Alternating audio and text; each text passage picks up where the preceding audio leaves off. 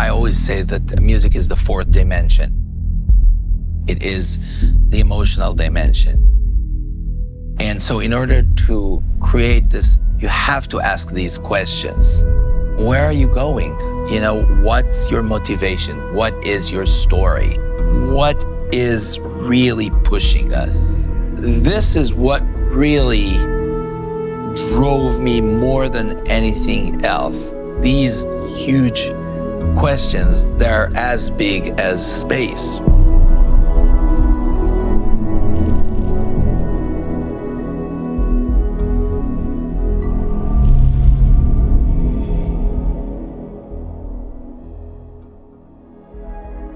Everything I've worked on at this studio, the music started very early on, as early as the concept art for the game. From when I began here in 2005. At that time, Oblivion was already well underway. But as we went on to Fallout 3 after that, that was one of the first things I worked on music-wise was the main theme. And that's always been the case, where the main theme sets the tone for everything else we do in the game. And there's time throughout the entire project for that to evolve. That's true, and I remember like during the Fallout 4 visit, which was actually in 2012, I was wandering through the corridors and I basically stumbled into the artist's room. And it was the first time I actually saw them do what they're doing. I was captivated. I was like, wow, I mean, this is really what it is all about. And I felt so inspired and motivated basically to go back and, you know, to do the same thing with the palette of music. The biggest challenge is actually creating the signature. I relax a lot once Exactly. we feel good about the main theme, because the rest is going to, it'll be work and iteration, but it's going to write itself. The way I looked at Starfield always is what I called the sanctified triplet, which is everything is streaming, right? Everything is changing and everything is returning back. Ta-da, ta-da, here's your development, and then ta-da, and back. So basically it presents itself, it develops, it goes back. The circular. Is exactly some sort of like a circular journey. You go out, you adventure, discover, return. Yes, there's always the strive to go back home. And that's, I mean, I guess that's what feels so complete for us, right? We want to complete the mission. We want to complete our journey. We will find something, we will discover something, we'll take it with us, and we will go back home with it. When we built the traditional orchestral sound palette, we actually really divided the orchestral group. For example, took the woodwinds, okay? And we created like a whole woodwind layer that almost represents particle in space, because they don't play melodies at all. They play sort of like a high frequency sequence, you know, like together.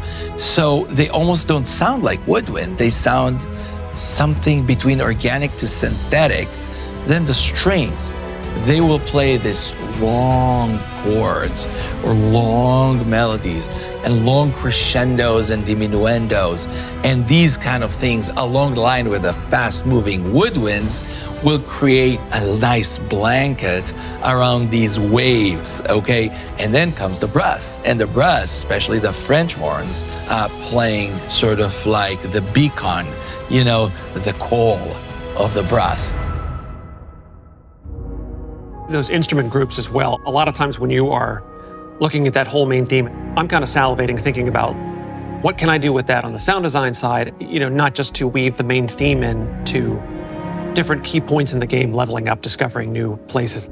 Could we use that as straight up sound design to take those woodwind tremolos and just let's slow them way down, let's reverse them. I'll take any of that music and turn it into ambience somewhere.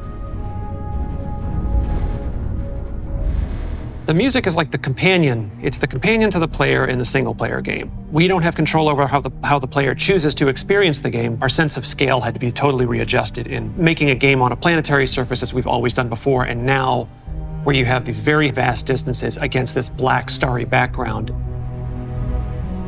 It is a blank canvas and a massive playground, and all the pieces are there for you to write your own story.